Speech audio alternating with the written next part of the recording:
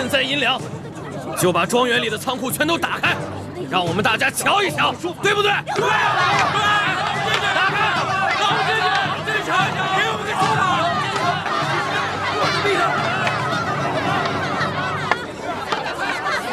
吵啊！再接着吵啊！这宅子是我裘贵的私产，你们想进去，凭什么呀？都是一群刁民！哼！你不敢给我们看，那就是心虚。让我们瞧瞧。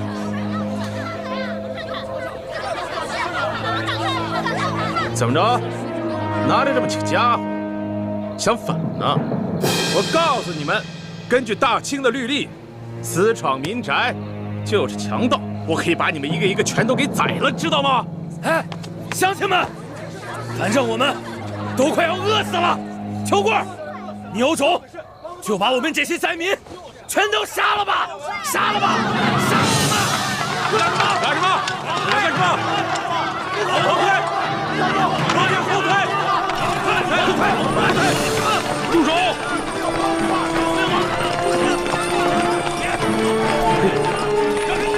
看见没有？刘大人来了！你们想造反吗？别起来！起来！都吵什么？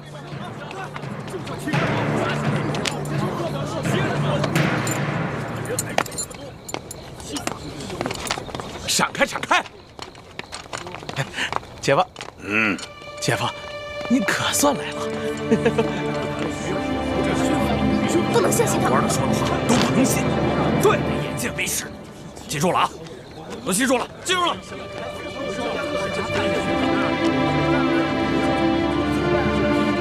他来了，看他有什么要说的，看他怎么说。他带了这么多人，看他怎么说，看他有什么解释。各位父老乡亲，这么晚了，大家来到裘府门外，所为何事啊？刘德昭，你把朝廷拨下来的大批赈灾粮、赈灾银子，通通的转移到了你小舅子的庄园来了，却欺骗我们说朝廷赈灾不利。你这个欺君罔上的骗子！骗子！骗子！吵什么？都吵什么？给我闭嘴！骗子！相信你们的话！骗子！你这简直是在造谣！若是引起民变，你吃罪得起吗你？哼！他说我们造谣，在你小舅子的庄园里，睁着眼睛说瞎话，堆满了粮食和银子，这些全部都是我亲眼看见的。你胡说八道，哪只狗眼看见的？你亲眼看见的？他肯定不这位老者，难不成你开了天眼了？你可以隔墙视物，又难不成又在胡搅蛮缠？你这臂膀之上生了翅膀，可以飞越过这道院墙，到库中去查看？我跟你说，不要再造谣生事，否则本府即刻拿下。刘德昭，你少吓我！就在1个时辰前，有2个蒙面大侠，带着我们2个年长的灾民，翻过院墙，去庄园里的仓库看了看，里面的粮食堆积如山呐！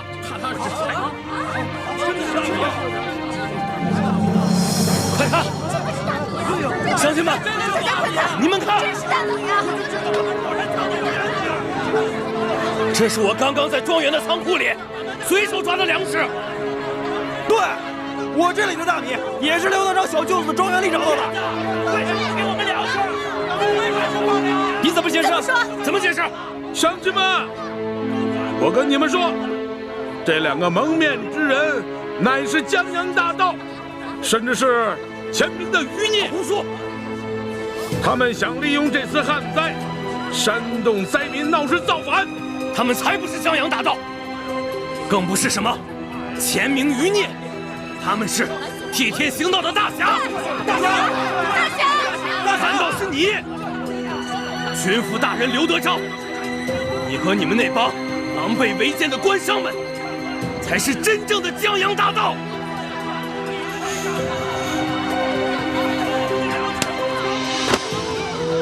你们虽然吃着朝廷的俸禄，却上欺君下欺民，你们比那些前明余孽对大清的江山危害更大。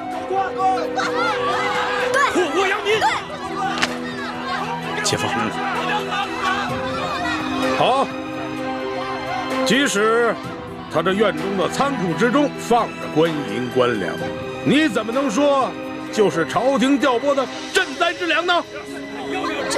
这个刘德昭，对呀，你们听着，我裘贵就是这太原府最大的粮商，我的仓库里有粮食，奇怪吗？那也是我花高价从别的地方买来的，与你们何干呀？花钱买来的。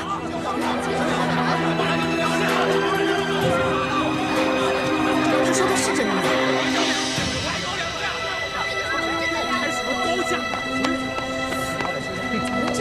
你说你这粮食是从外地运来的，那我问你，你是从何处贩来的？是从湖北。湖北。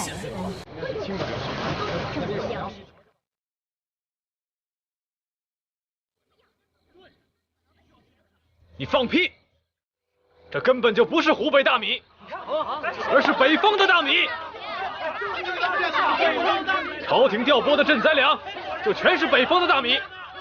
谎言，胡言！我们骗子！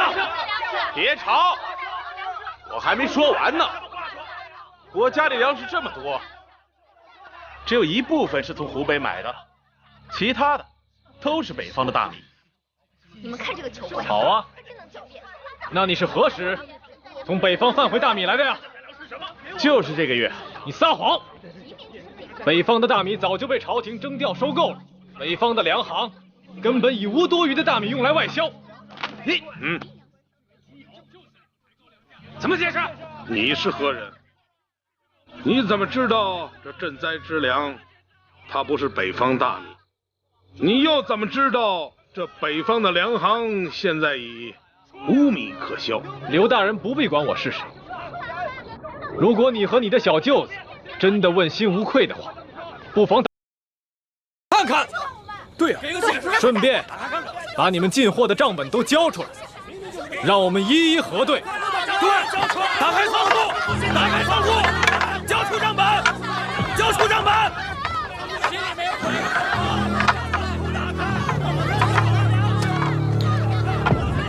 官儿啊，此人身份可疑，找人把他给我盯紧了。是。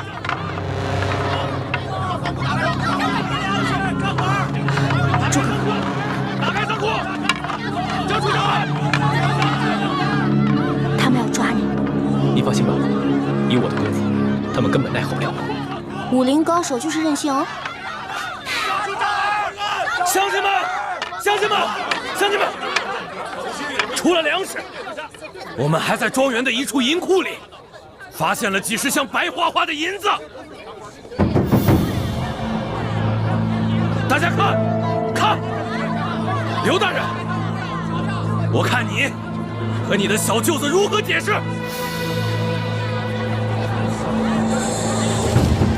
姐夫，这个事儿，怎么样？让他说，看他怎么说。你们大家说完了吗？好，说的不错，确实是这园中的仓库确实存放着部分的官银官粮，那是因为这么多年来，官府的仓库年久失修，是漏风漏雨啊。故而本府就借用了他裘府的仓库。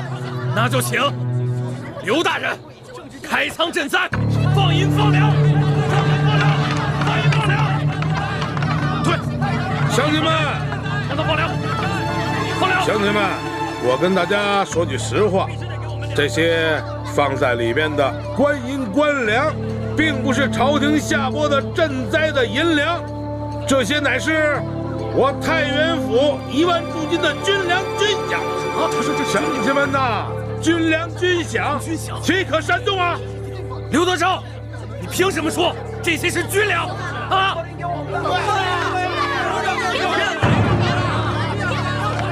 我刘德昭乃是山西的巡抚兼兵部侍郎，这山西的军政要务都由我来监管，这些银两的性质，难道我还不知道吗？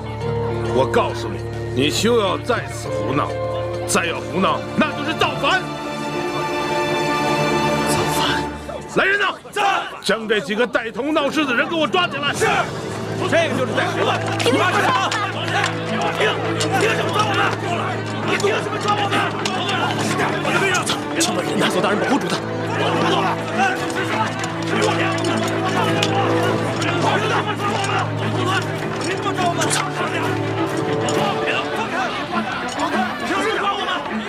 主子，您不能冲动。刚才探子来报，刘德昭调了一队地方兵来保护他自己的庄园，我怕他狗急跳墙，对主子您不利啊。乡亲们呐，乡亲们呐，听我说啊，本父我心疼你们大家伙儿啊！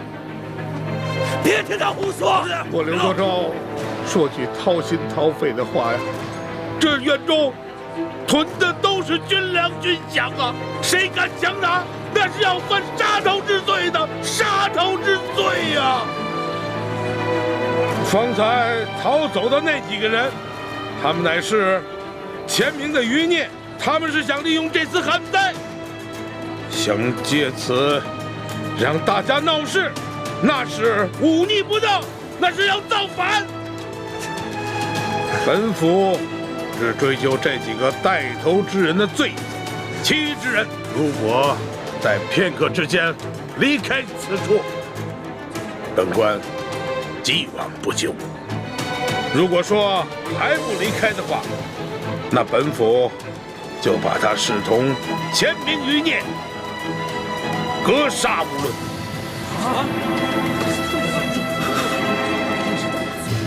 走吧，走吧。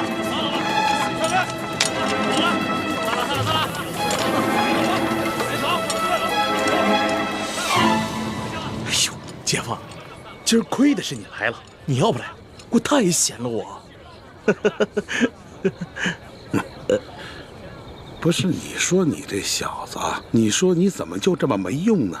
啊，孟护卫说了多少回了，你这庄园之内的机关只能对付一般的盗匪，对些高手那是形同虚设呀。不听啊，现在知道厉害了吧？行行行，我呀立马加派人手，然后找孟护卫重新布置。哎，今儿个孟护卫怎么没跟你一起来啊？我派祥和去舒府打探消息了。如果这个舒婉心要为难咱们，让这个钦差大臣给咱们出难题的话，到那个时候，就应该送他下去陪他爹。我发现我跟你小子都学坏了。哎，姐夫，我哪儿成啊？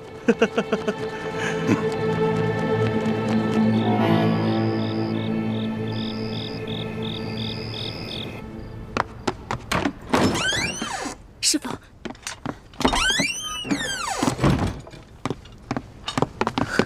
师傅，怎么样？不太顺利。没想到裘贵名下的产业那么多，我好不容易才查出来，舒婉心被关的地方。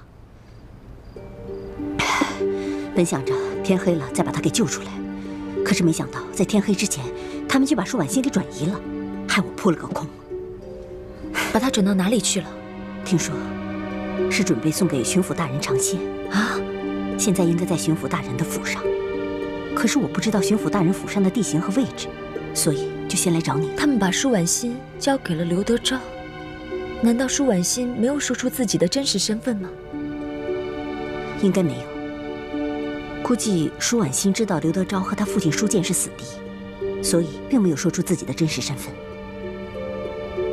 如果刘德昭见到了舒婉心，会不会认出她就是舒建的女儿？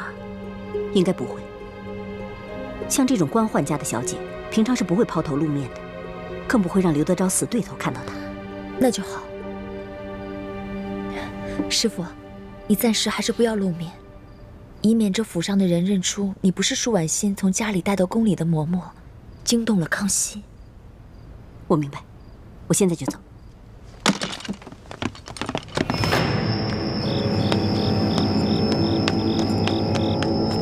此人功夫很高，会不会是自己人？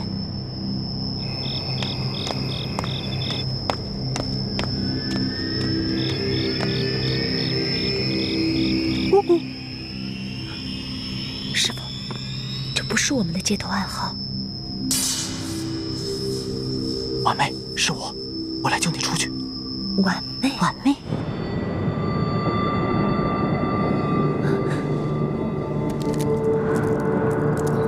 是这样。怎么办？我对舒婉心这个情人一无所知，如果见面可能会露馅儿。那就先别出声，静观其变。婉妹，你怎么不说话？是我呀，我知道你在里面。婉妹，我知道你爹刚刚走，你现在心里一定很难过。你不光恨刘德昭，你也一定恨我，恨我助纣为虐，没能救你爹。是我对不起你。但是婉妹，害死你爹爹的是吴三桂，真的跟刘大人没有关系。哦，师傅，我知道他是谁了。谁？刘德昭的护卫孟祥和。他今天曾随着山西的地方官员来府上吊唁。刘大人因一直在忙着处理政务，无暇亲自前来祭奠，故先派了我等前来吊唁，并向娘娘请安。没想到，舒婉心的情人，居然是他爹死对头的贴身护卫。婉妹，你现在赶紧出来跟我走，等到了安全的地方，我再慢慢跟你解释。婉妹，你要再不出来，就说我冒昧闯进来了。哎，你不能进来。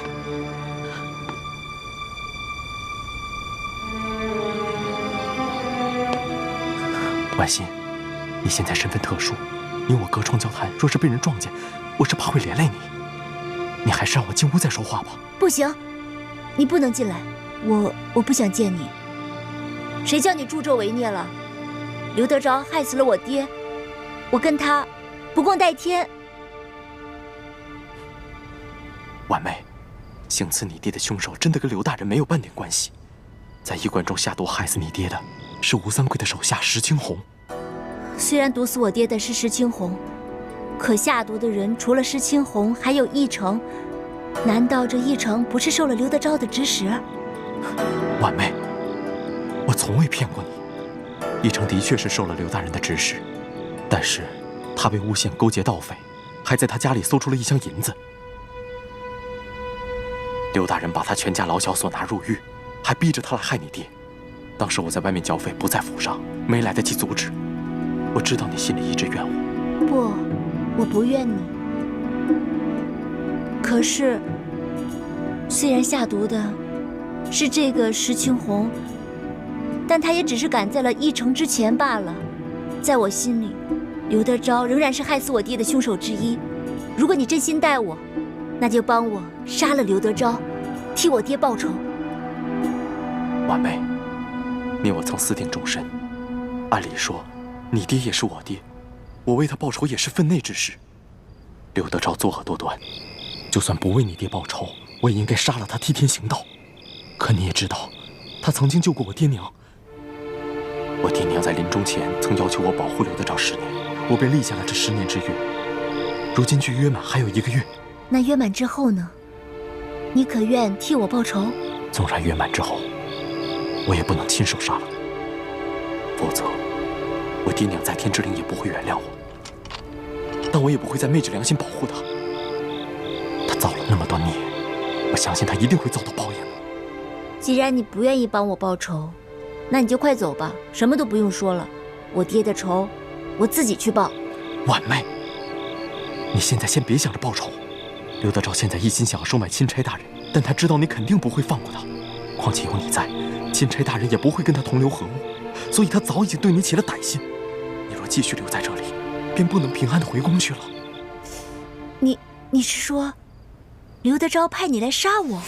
不错，婉妹，你逼我杀刘德昭，刘德昭逼我杀你，可我宁死也不能伤害你们任何一个人。婉妹，我已安排了一个隐秘所在，你马上跟我走，只有这样，你才能安全。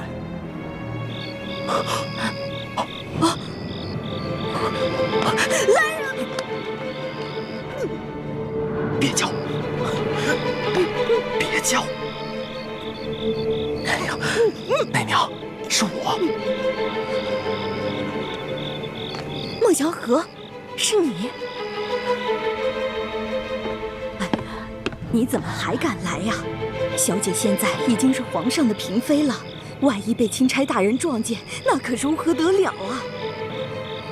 原来，这黑衣人竟然是丽嫔在宫外的老相好。奶娘，你不用担心，我找婉心说几句话就走。你和小姐还有什么话可说的？你要是真心为小姐好，就不要再来找她了。你知不知道，小姐现在不仅是封了镇三品的丽嫔，还已经怀了龙胎了。你说什么？婉妹她已经……丽嫔怀了龙种了，我怎么不知道？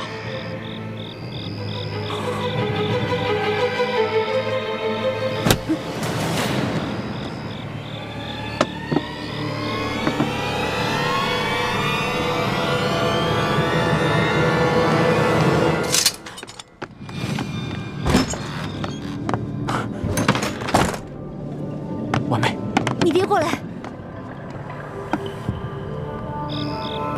我要不要叫人来呢？丽嫔的相好居然能避开守卫潜入府中，想来武功高强，说不定我一出生就没命了。就算叫来了侍卫拿下了他，此事有关皇家体面，皇上又很宠信舒氏妇女，只怕我的下场反而不妙。多一事不如少一事。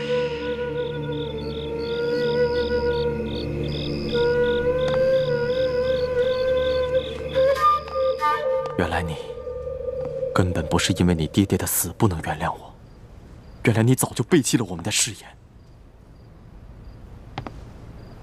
你邀得皇帝恩宠，现在居然还有了身孕。哎呀，你还是听奶娘的话，不要再来找我了。婉妹，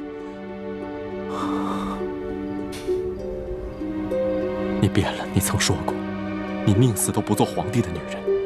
你说你会千方百计逃回来找我，是我无能，我无力阻止你爹把你送进宫，我更无法进皇宫里把你救出来。但我一直记着咱们的山盟海誓，我一直在打听你的消息，我怕哪天你轻生了，我也不会再苟活在这个世上。但我万万没想到。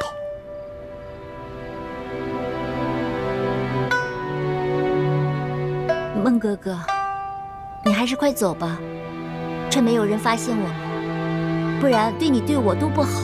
我不怕被别人发现，如果真发现我被认了行刺嫔妃的罪名，然后我供出刘德昭，也算是替你报仇了。我与刘德昭一起上刑场，也就一了百了了。你何苦如此啊？你快走吧，趁现在还没有人发现。你是在担心我，还是在担心你自己？你是不是怕被人发现了，你会失去皇帝对你的宠爱？你现在贵为娘娘，安享富贵荣华。婉妹，我不相信你会因为这些变成一个无情无义的人。你不要！你喜欢那种囚鸟一般的生活吗？婉妹，跟我走，我早就找好了一个隐居的好地方，你一定会喜欢的，相信我，你相信我，婉妹。哎，你不要逼我，我都是为了你好，你别再逼我了。婉妹，我没有逼你，但是你必须要跟我走，你再留在这儿，你就是死路一条。你爹爹已经不在了，你娘家没了人，你万一出点什么事，谁还能为你撑腰？就算我保护你逃过了刘德昭的暗杀，可你有没有想过，等你回到宫里，你斗得过后宫那些狠毒的女人吗？我不要你管。婉妹，你跟我走。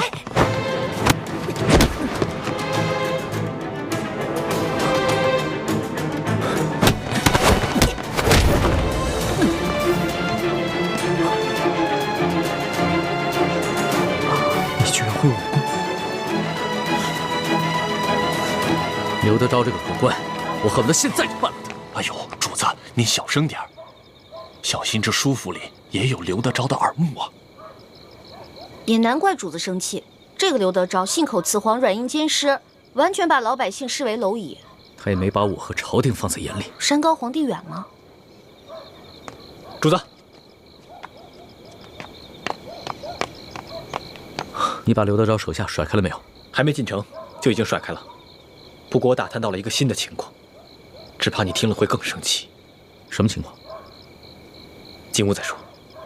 主子，主子，丽嫔呢？可还安好？丽嫔娘娘已经安歇了。请。你不是婉妹，你到底是什么人？你把婉妹怎么样了？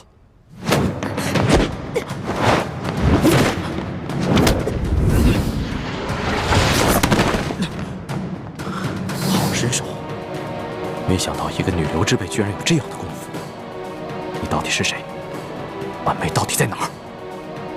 她没事。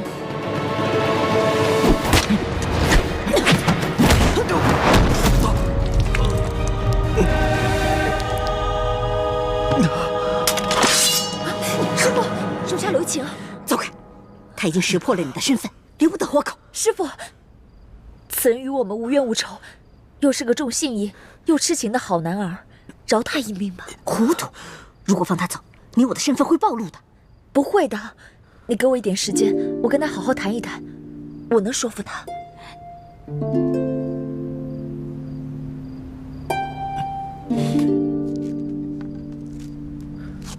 臣听灾民说，他们本来也有一些在外地做粮食生意的亲朋故友，想要运一些大米进山西，平价出售，以帮着缓解灾情。不料，几处运粮的主要通道，包括水路漕运和官道，都被刘德昭借口剿匪给封锁了。凡是运粮进山西的，都要征收高额的税费和通行费。听说这个刘德昭的小舅子裘贵，不仅是本地最大的粮商，还是山西商会的会长。我觉得一定是他们把持了整个粮食市场，不让外地粮食进入，好大发国难财。不杀这个刘德昭，天理不容！主子息怒。主子，您暂且息怒啊。奴才看着刘德昭的行事风格，那是先软后硬，能骗就骗，骗不了，他可就打算霸王硬上弓了。刘德昭现在掌握着山西1万地方兵的军权，我怕他知道了一切丑行全部落在主子的眼里边，他会狗急跳墙，到时候对主子不利啊。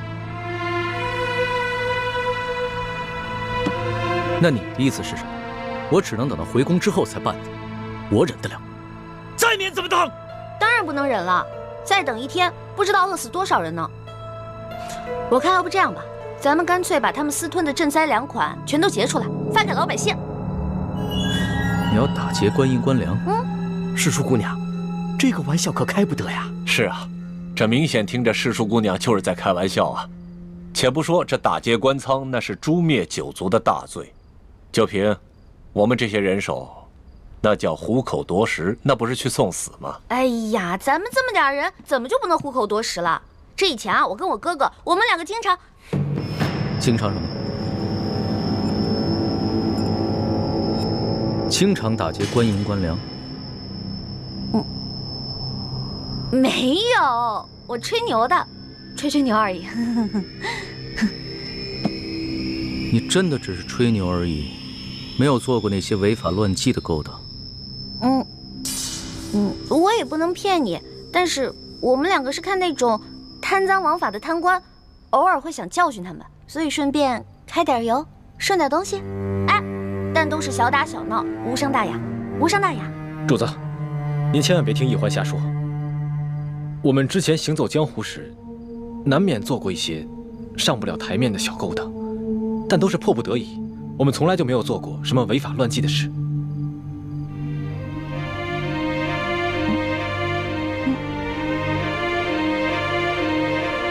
孬小弟，你干嘛一直这样看着我呀？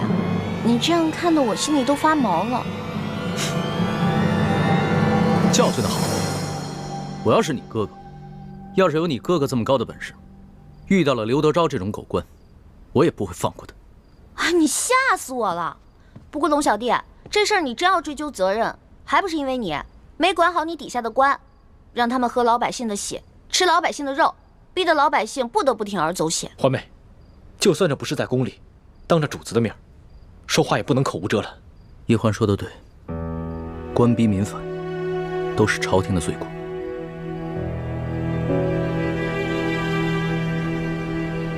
是我的罪过。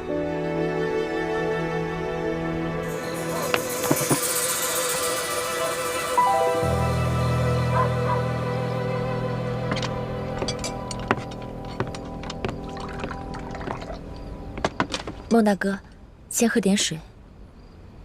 你放心，舒婉欣没有死。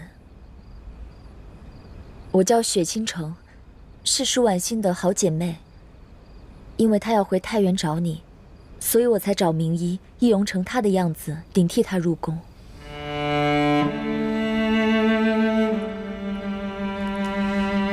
这是她给我的信，你应该认识的。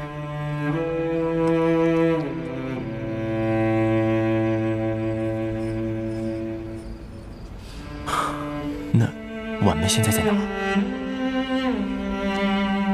既然你是刘德昭的护卫，那你应该认识刘德昭的小舅子裘贵吧？裘贵前几天在淮阳村强抢了一个民女，你可知晓？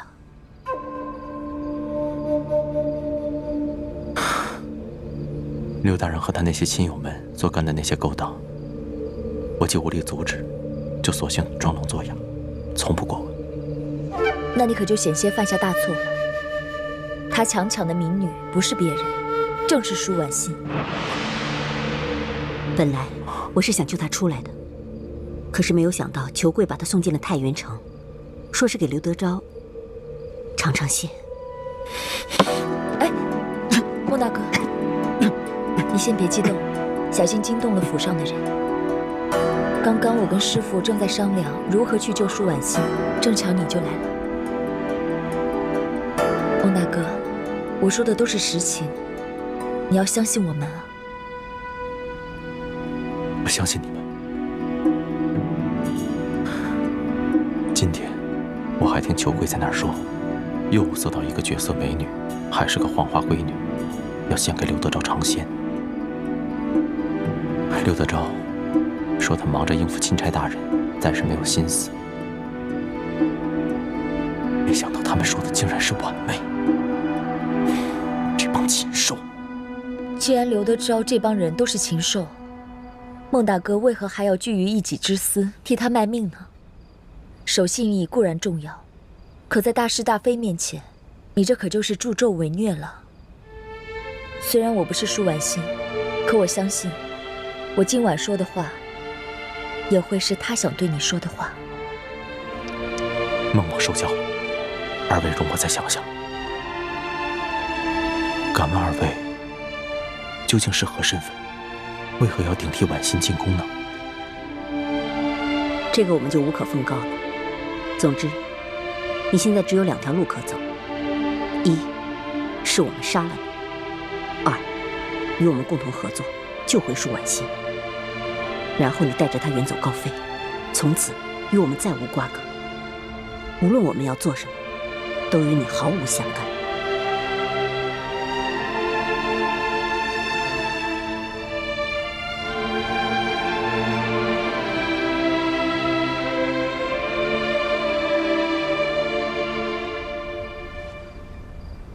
索图，在。离山西最近的8旗亲军在哪儿？主子的意思是，我可以忍，但救灾之事不能等。我要尽快办了刘德昭，赈济灾民。主子，在咱们出京之时，太皇太后曾经悄悄地吩咐过奴才，说若路途当中遇到什么意外，可以去山西和直隶交界处，去掉玉巴赞统领的一队清军。这队清军驻有3万人，而且装备精良，兵士也全是咱们8旗子弟。好，那你带上我的金牌，带上几个侍卫，天一亮就出发。我留在这儿继续和刘德昭周旋，待玉巴赞亲军一到，我就把刘德昭就地正法。可是，皇上，怎么了？奴才此去调兵，最快也得10日。出门的时候，太皇太后一再交代，让奴才寸步不离地保护主子。若你不亲自去，就算有我的令牌，也难以调动于巴赞的亲军。哎呀，可是皇上，奴才这一走，您身边就只剩下几个侍卫了。万一和刘德昭冲突起来，我怕他们保护不了您的周全呢。怕什么呀？不是还有我跟我哥哥吗？我跟我哥哥可以保护。主子的安危大事，其实我们能担当得起的。还是听索大人安排吧。索图也得听我的安排，就按我说的做。你去调兵，我身边还有奕欢和李太医呢。那就有劳奕欢姑娘还有李太医了。放心吧，奴才明日就出发。多谢二位不杀之恩，告辞。哎，等一下。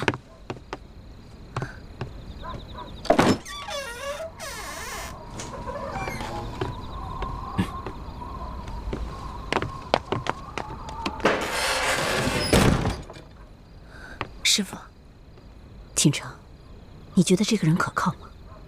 这个人，只因为父母生前受过刘德昭的恩惠，又在父母临死前答应过父母要保护刘德昭10年，哪怕此后目睹了刘德昭的种种恶行，内心饱受煎熬，却依然信守承诺。如此重信义之人，值得信任。希望能够顺顺利利救出舒婉心，悄悄送他们小两口离开太原城，那就皆大欢喜了。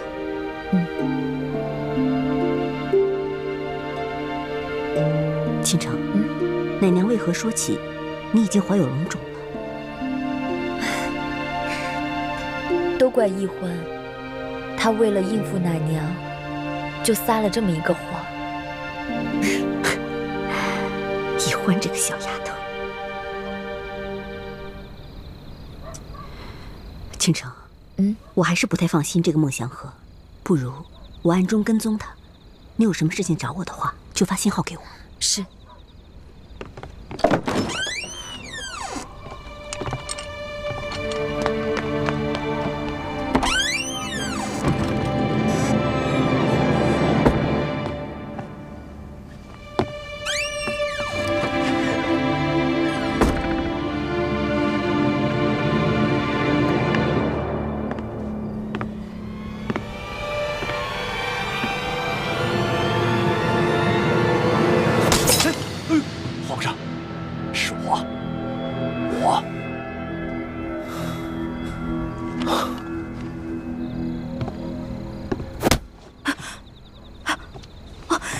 小姐，我刚刚是怎么了？奶娘，你刚刚睡着了，可能是太辛苦了吧？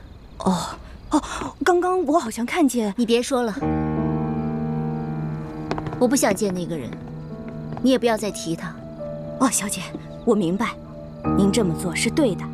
您呀，不应该老是念着以前的人和事，就应该一心一意的侍候好皇上，最好这一胎呀还能生个龙子。对了，小姐，我给你熬了鸡汤补补身子，我给你盛去。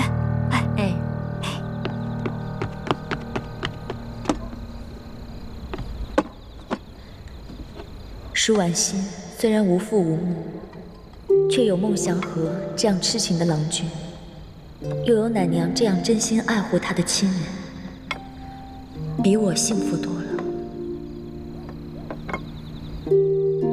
索图啊，你是要吓死朕？皇上恕罪啊！因为奴才是天一亮就要赶着去搬救兵，白天有些紧要话当着世淑姑娘他们不方便说，所以只好赶在这个时候来悄悄地跟您汇报。朕知道，你是不放心奕欢他们兄妹二人。皇上，鳌拜曾几次提醒奴才，说要让奴才多留心着世淑姑娘和李太医。他说他们来历不明，恐怕是居心叵测。朕明白，鳌拜也提醒过朕，但你不是也说过吗？这不过是鳌拜在挑拨离间。是。可是不怕一万，就怕万一啊，皇上。这世淑姑娘和李太医的来历的确是个谜，万一他们真的是另有企图呢？我们不得不防啊。他们二人都是来自江湖中人，他们的师傅也都是隐居山野的世外高人，所以他们不愿透露师门也是情有可原。再说了，这一路上他们对阵是忠心耿耿，并无半点差池。他们要是想行刺阵的话，在鳌拜杀阵的时候大可以下手，为什么还要拼了命的保护阵的性命？要是这样，朕还防着他们，未免也太寒了他们的心了。皇上说的有道理，可是这小心驶得万年船，如果现在是在宫里，那奴才的担心是多余的。可现在毕竟是在宫外，我们不得不防啊。皇上，您别忘了，他们俩来历不明啊。朕知道，你担心他们是反清复明联盟的奸细。说实话，朕也有那么一点点担心。但是朕想过了，他们兄妹俩如果真的是奸细，这一路上已经有太多行刺朕的机会。那为什么他们都放弃了？这说明他们有比杀朕更大的图谋。更何况，朕看得出来，他们兄妹俩本性纯良，他们现在一定希望的是朕尽快解救那些在生死线上挣扎的灾民们。在此之前，朕是不会有任何性命之忧的。小兔，你就尽管放心去吧。原来主子心里早就有数了，那奴才就放心了。奴才一定快马加鞭，速去速回。奴才告退了。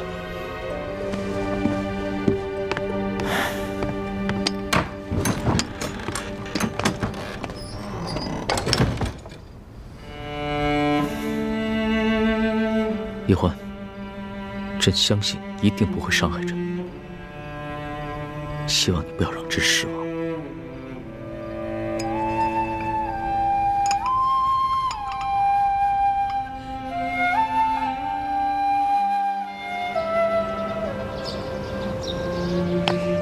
你们真的没有骗我？你们真的不会危害到皇上？叔父放心，如果我们真的要有什么行动的话，一定会提前通知叔父，给叔父留好退路，绝对不会连累叔父无辜宿命的。你们可千万不要胡来！我告诉你们，皇上对你们未尝没有防范之心，只是他胸怀博大，少年老成，又极为沉得住气，所以才不动声色。你们要真是有什么不好的念头，趁早给我打消了。叔父不是说永远不认我们这些亲人了吗？怎么又将如此隐秘之事告诉我了呢？我真的是不想认你们，因为我不想为了你们把我这条老命搭上。可是毕竟在这个世界上，我只剩下你们这几个亲人了，我不能眼睁睁地看着你们去送命啊！叔父这份心意，侄儿心领了。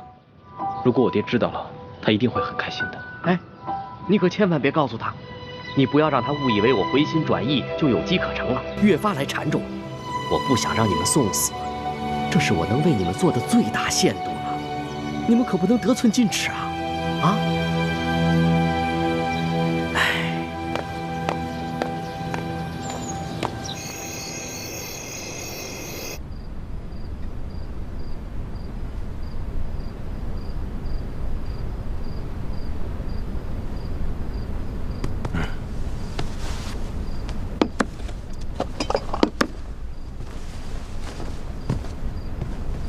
大人，孟护卫受的内伤不轻，需要好生调养啊。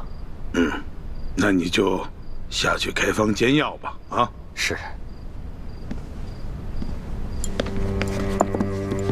大人，祥和呀，你跟了我这么久，第一次受这么重的伤啊。钦差大人带的那些侍卫，都是大内高手，卑职愧对大人，未能完成任务。看来他们是早有准备了。哎，龙三他们看清楚了你的脸没有？没有。卑职一看情形不对，只求全身而退，不敢恋战。也好，咱们就另找机会吧。祥和呀，还有1个月，你这10年之期马上就要满了。期满之后，可还愿意追随本府啊？多谢大人抬爱，卑职本就是个江湖浪子。待期满之后，卑职还是想隐姓埋名，浪迹江湖，过些逍遥散淡的日子。也罢，人各有志，我也就不强求你了。啊，本来你有伤在身，应该早些回房中歇息。可是你舅老爷的庄园的机关被贼人给破了，所以还要烦劳你赶紧赶到你舅老爷的庄园，把那些机关修补好，以免那帮贼人再次潜入。哦，卑职的伤不碍事，那卑职现在就去舅老爷庄园，把机关重新布置一下。哎，等等，不急这一会儿，喝了药再去。多谢大人关心，那卑职先告退。走吧。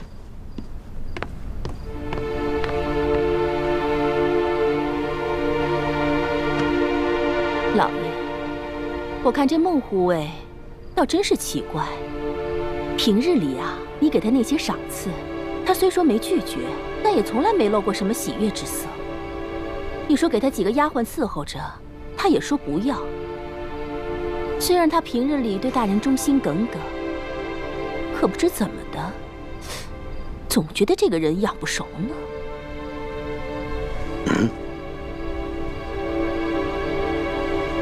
一个不贪财、不好色的男人，是最难以驾驭的。他能够跟我10年，也是为了信守他父母的承诺。看来这10年期满后，我是真的留不住他了。若真留不住，倒也罢了。我就怕他反过来，对老爷不利。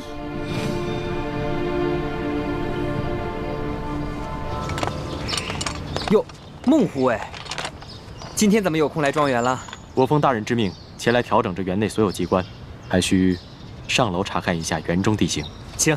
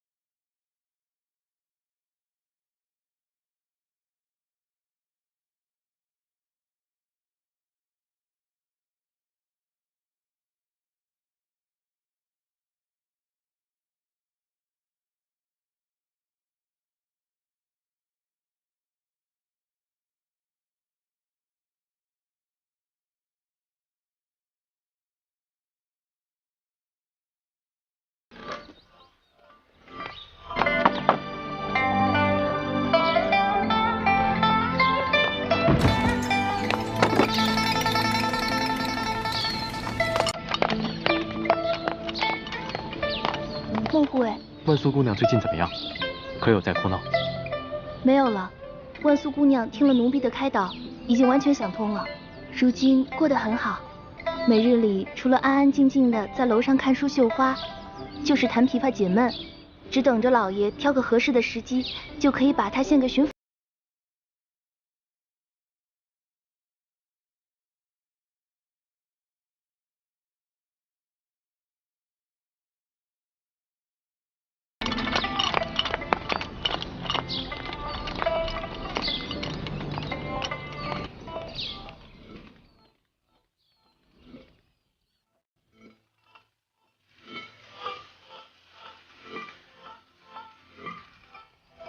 说不是。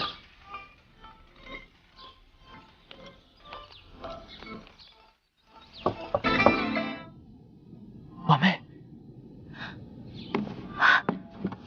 孟哥哥，婉妹，孟哥哥，是你吗？孟哥哥，婉妹，你先忍耐一下，万万不可暴露身份。等我找到合适的机会，我便救你出去。还要等多久啊？我与刘德昭的守卫之约还差1个月，所以还得1个月。那么长时间啊！万一这途中我被那球柜献给刘德昭了，怎么办啊？不会，刘刘德昭眼下忙着应付钦差大人，无闲暇亲近女色。况且昨夜我也受了内伤，待我与刘德昭约满之日，我的伤也应该好得差不多了。那时，我便带你远走高飞。你受伤了？伤在哪里？重不重啊？啊？你不用担心，一点小伤，养养就好。婉梅，你多保重。哎，等一下，我爹怎么样？他还好吗？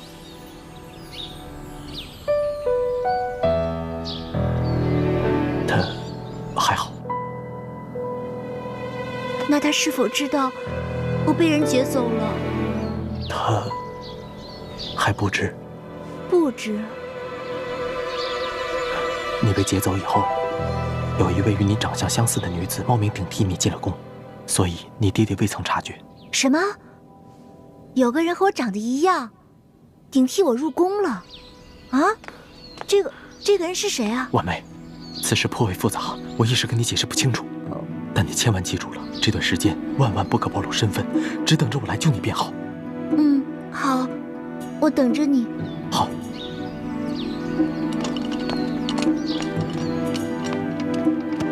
现如今可比以前好多了，这样我们也省了不少钱啊。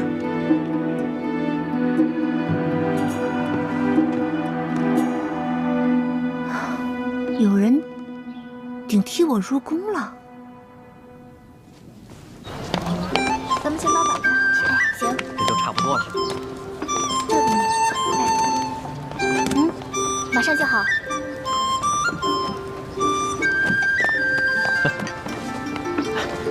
我来试试。哎，行了，别给我们添乱了。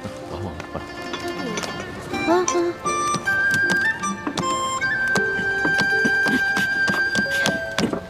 哎呦，行了吧你？你这样揉，灾民到晚上都吃不着。哪有你这样揉面的？那是这样揉，这样揉的，不是这样揉。看着我弄啊！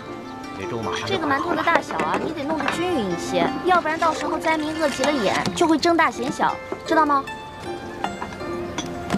来，你要不要试试？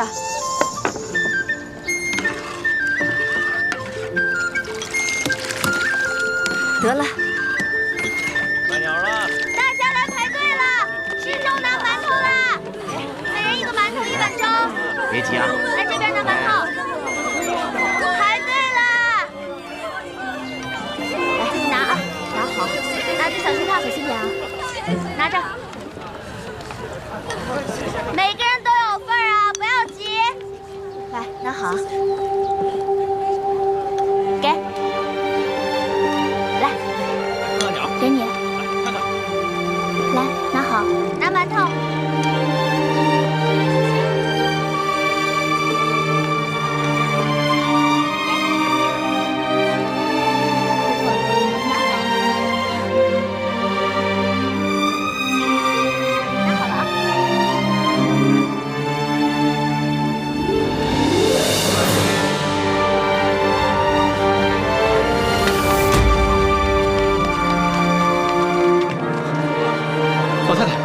老太太，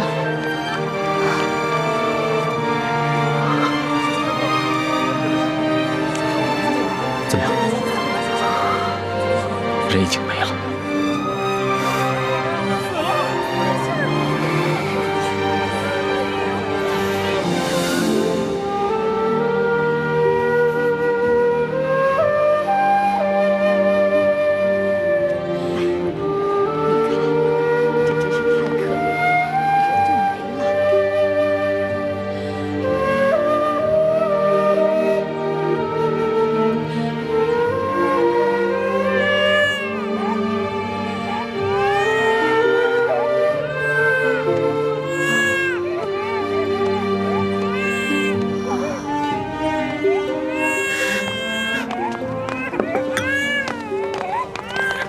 大嫂，快喝点粥。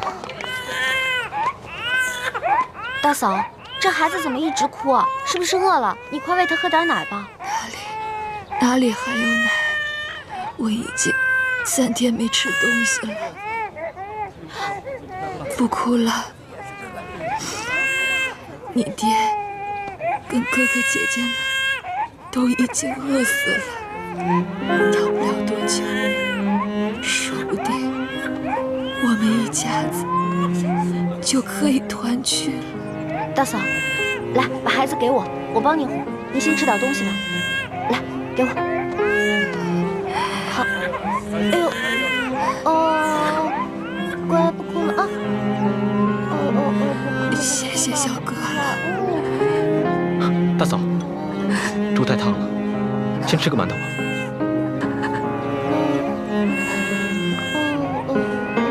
乖啊，别哭了。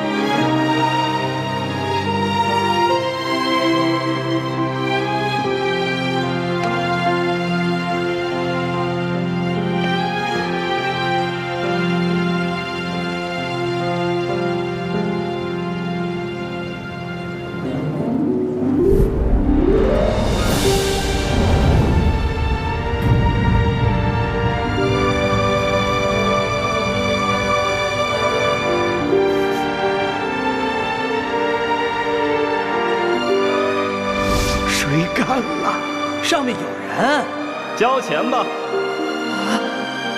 哎，拿下！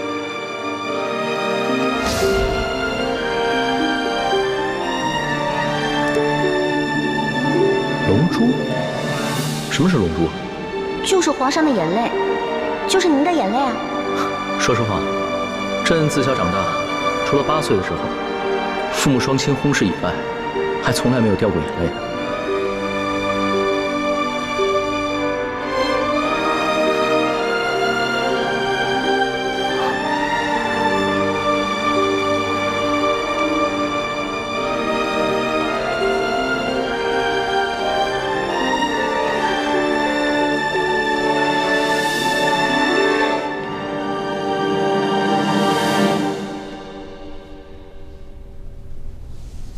让管家找个奶娘，好好把她养着，好好把她抚养成人。所需用途，我会派人一一送过来。钦差大人真是心善。这孩子虽然父母双亡，很是不幸，但能遇到钦差大人也是他的福分。奴婢一定好好照料这个孩子。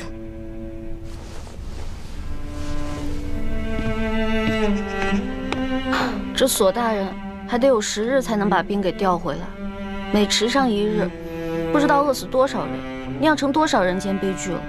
据我打探的消息，现在每天都有成百上千的灾民涌进太原城，每天都要饿死好几10个。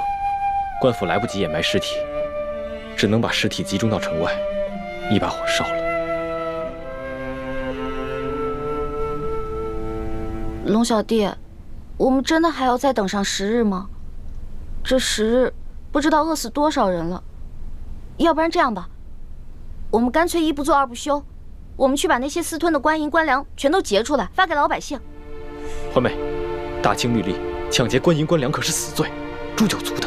师叔姑娘，就算是在宫外，但这种混话也是不能随便说的。哦，主子，环妹从小就冲动任性，说话不知轻重，请主子恕罪。今儿个我也冲动任性一回，去把刘德昭他们私吞的官银官粮劫出来。当真？你这个皇上带头抢劫官府啊？对，但是我们要想一个万全的计策，不劫则已，一劫必中。你放心吧，这事儿我大哥最在行，我大哥一劫绝对成功。环妹，其实，一欢不说我也知道，你们两兄妹以前闯江湖的时候，必定做过很多违法乱纪之事。你都跟主子瞎说什么了？我没说，他自己瞎猜的。李太医，你不必急着否认，也不必埋怨易欢。对于你们过往所犯之事，我今日就金口玉言，赦了你们。多谢主子恩典。微臣以前闯荡江湖之时，的确做过一些不法的勾当，但如今是全心全意跟着主子，没有主子的吩咐，绝不敢任意妄为。从现在开始，你的心中不必再有包袱，只管好好的给我谋划谋划，怎么样顺利的结出银两，救助百姓。臣遵旨。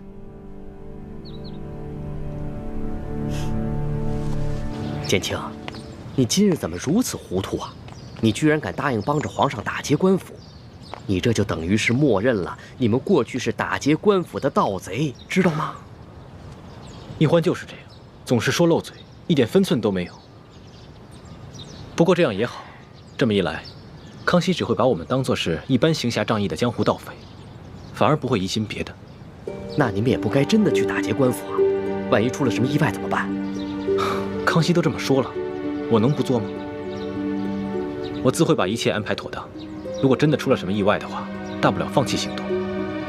劫不到粮食跟银子，我跟欢妹自有办法脱身，叔父不必担心。你们呐，毕竟还是太年轻，不了解皇上的心思。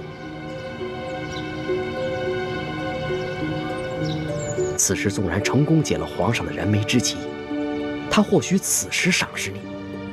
可是等他冷静下来，他又会觉得你目无法纪，不易控制，到时候又会对你们生出排斥防范之心。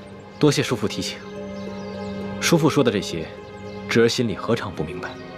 但是，这次行动若能顺利完成，就能解救诸多灾民，我也顾不了那么多了。可是如此一来，你跟易欢的处境就十分危险，我也危险呐。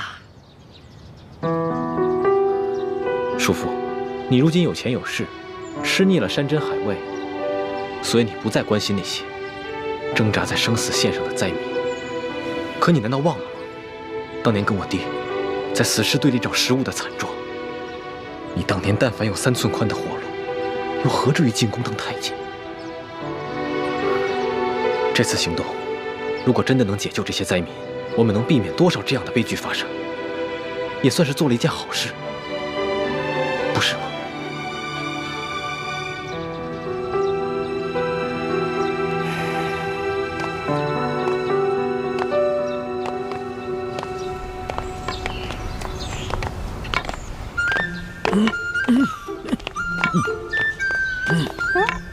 哎，龙小弟，我刚刚给你2颗变身丸，还没有给我钱呢。我现在哪有钱给你啊？行吧，那我就先记在账上，看在你是我兄弟的份上，利息看着给吧。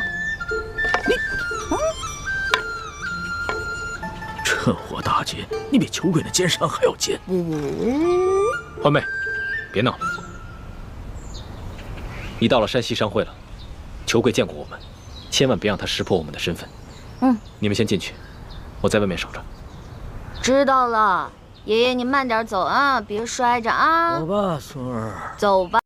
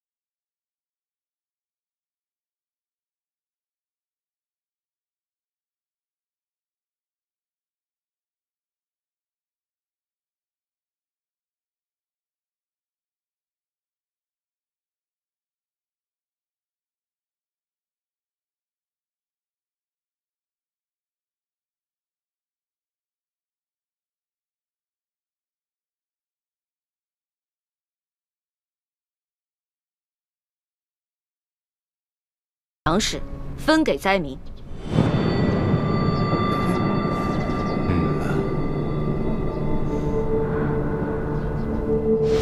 我已经查探明白了，裘贵和整个山西粮商手里，大约囤着20多万担粮食。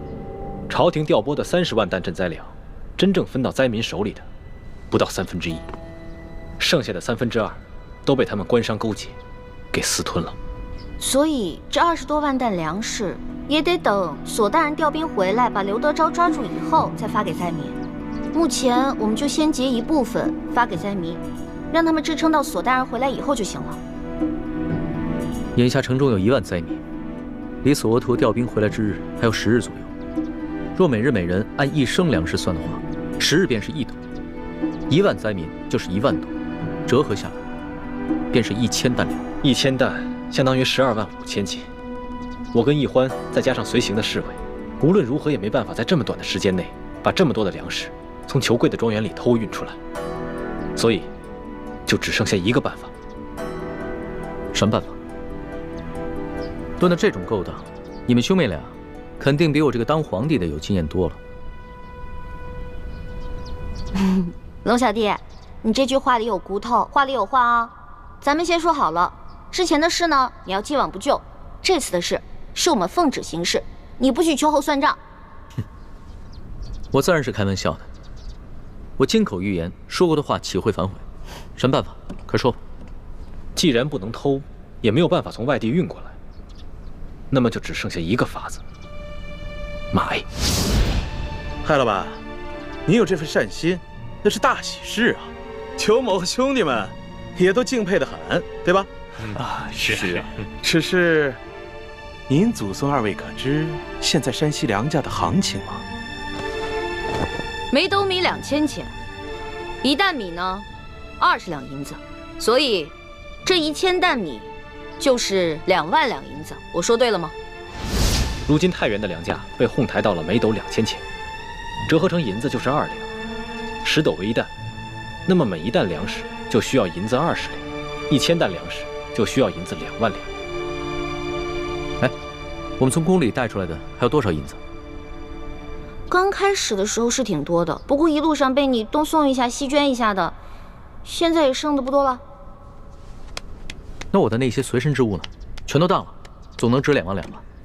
我的龙小弟，我们是微服私访，怕露出破绽，一切贵重的东西都没怎么带。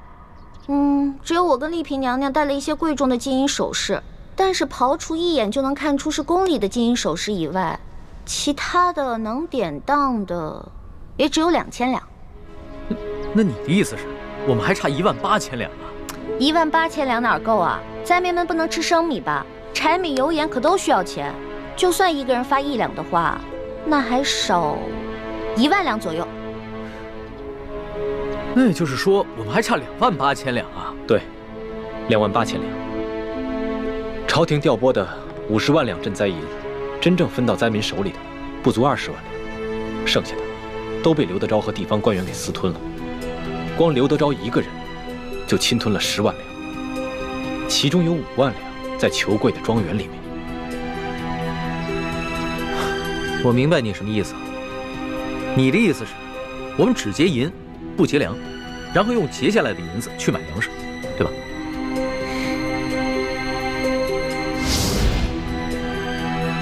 艾老板，裘某还要问一句：你真愿意花2万两银子给那些灾民吗？没错，只要能治好我爷爷的病，再多的钱我都愿意出。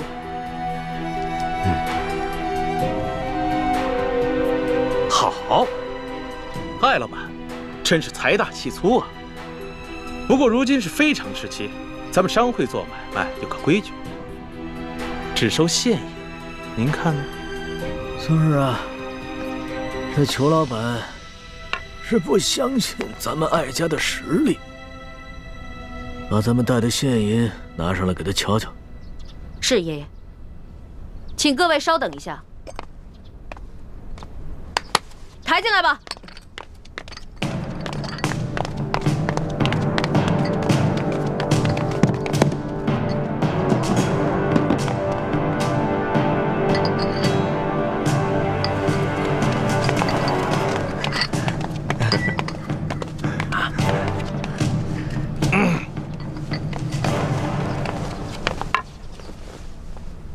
这里是2000定银。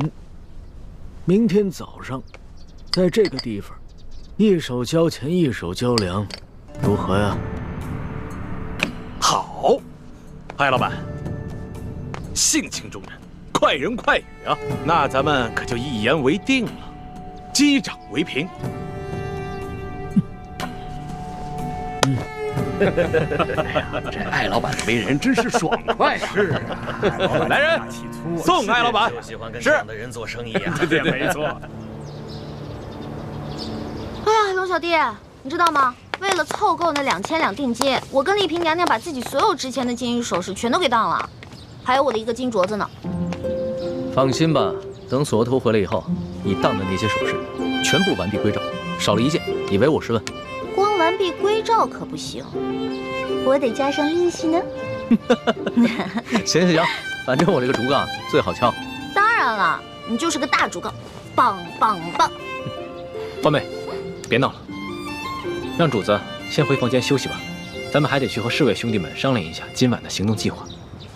昨晚已经打草惊蛇了，裘贵一定加强了对庄园的守卫，我们需要做好万全之策。不用了，我不累。我跟你们一起好好谋划谋划。今天晚上啊，这个行动我一起参与。陆小弟，你之前不是开玩笑啊？你真的要跟我们一起打劫官府啊？你可是皇上。我看起来很像开玩笑的样子吗？皇上，这样太危险了。危险？我自幼父母双亡，8岁登基，哪一天不是在危险之中度过的？就像上次擒拿鳌拜一样，那不也是在冒险吗？其实我跟你们一样，也渴望冒险，渴望刺激，只不过身在禁宫不得自由罢了。再说了，这一回可能是我这辈子唯一一次当侠盗的机会，我可不能就这么错过。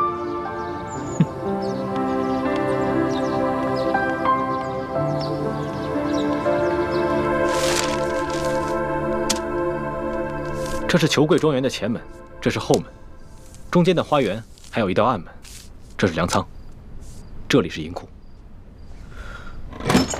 龙小弟，喏，给你准备的夜行衣，换上吧。好啊，我终于也有机会当一回侠盗了。李大夫，给我更衣。主子，万使不得呀！以您的身份，怎么能跟着他们去打劫官府呢？万一出了什么差错，奴才万死难赎其罪啊！你啰嗦什么呀？我5岁就开始习武了，一直都英雄无用武之地。今天晚上我正好试试我的本事。公公放心吧，有我兄妹在，一定会保证主子的安全。如果真的出了什么意外的话，大不了我们放弃此次行动，绝对不会置主子于险境的。李太医，你这话说得轻松，那裘贵庄园内机关重重，你凭什么保证主子万无一失？再说了，要是给太皇太后知道了，你们居然怂恿皇上打劫官府，而我又未能劝阻，那咱们所有人都要人头落地。行，我不去了，你先起来吧。谢主子体恤。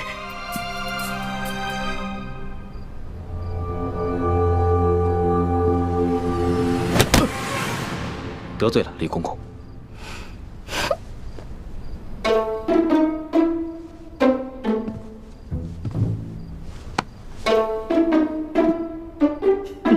你这个老东西，老在我耳边聒噪，我又不是小孩了，真烦人。李公公，暂且在这里好好休息吧，我们速去速回。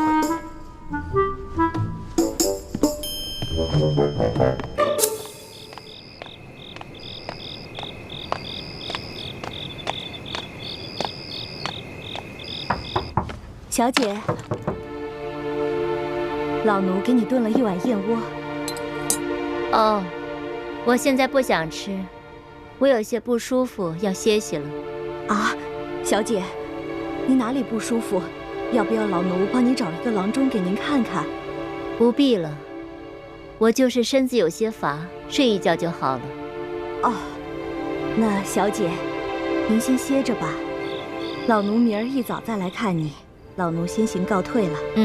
你下去吧。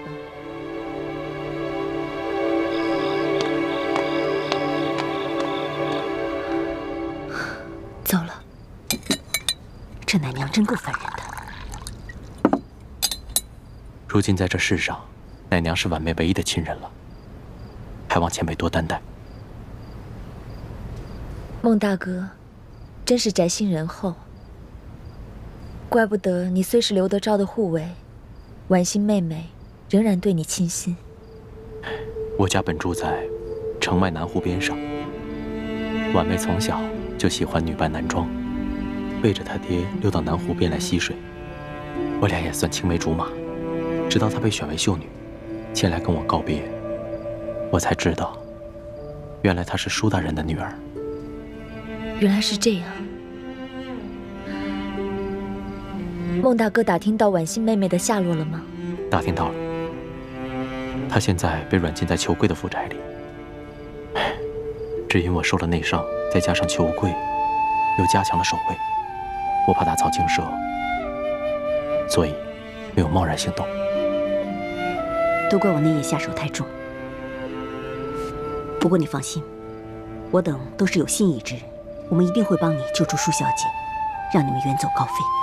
多谢前辈，不打不相识。前辈不必挂怀。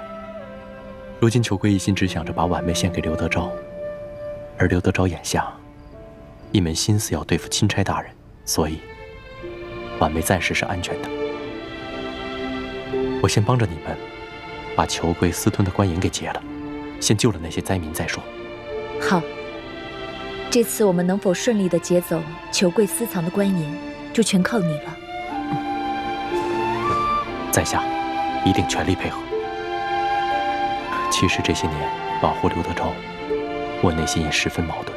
如果真能为灾民做些什么，也算稍稍赎点罪吧。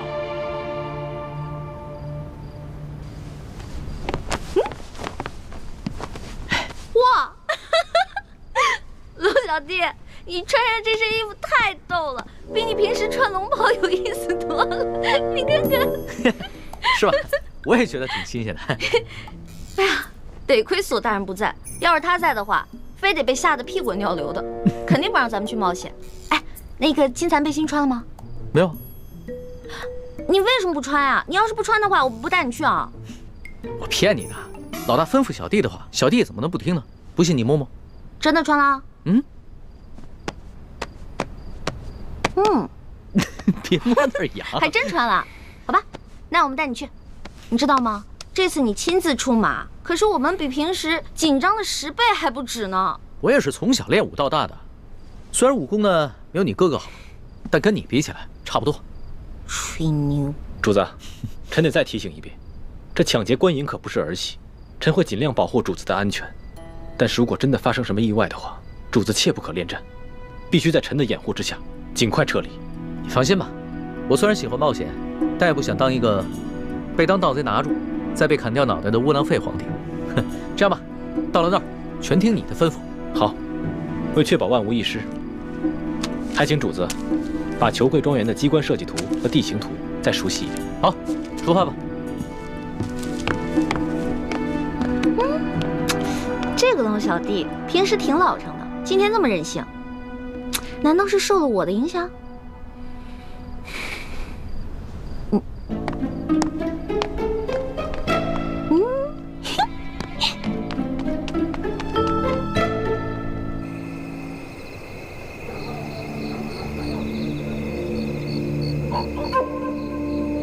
我事先鼓动了大批灾民到府衙和城中各大户门前闹事。刘德昭调集了大批的兵力，正在忙着驱赶灾民。这边的守卫就只剩下裘贵自己培训的家丁了。哦，声东击西，调虎离山，做得好。等一会儿，巡逻外墙的守卫换岗，会有很短的一个时机。我们必须抓紧时间，冲掉那边的转角。那里是一个视线盲区。好。该你们去了，该你们了，好，你们去吧，来吧，来吧，前点，来吧，前点，辛苦了，先走了，快，冲过去。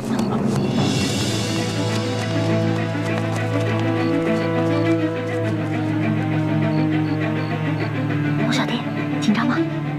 紧张，但是好刺激啊！江洋大盗还挺好玩。带上。主子，千万别孩子气，这可是杀头的勾当啊！每年有多少盗匪，要么当场死于非命，要么被官府抓住处以极刑，只有极少数运气好的能够一再得手。但是久走夜路，哪能不湿血？最终都是难逃一死。哎，呸！你怎么老说这种不避讳的话呀？死的，我们才刚开工。第一组侍卫兄弟已经得手了，藏在墙头高处的暗哨已经被解决了，我们可以翻墙进入庄园了。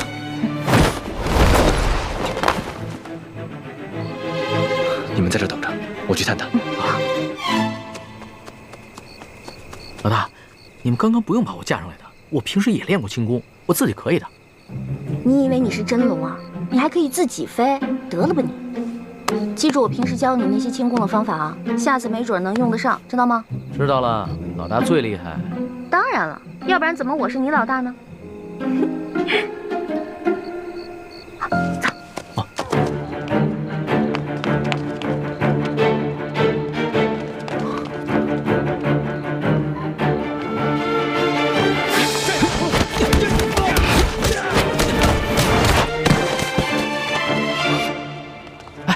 我怎么觉得浑身有点痒啊？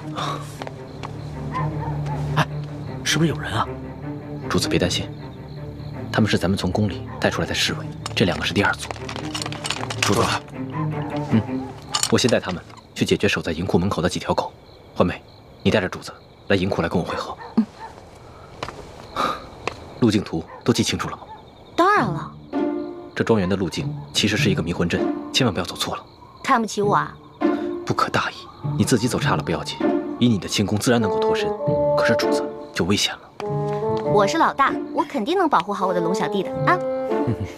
你们小心一点，我先走了。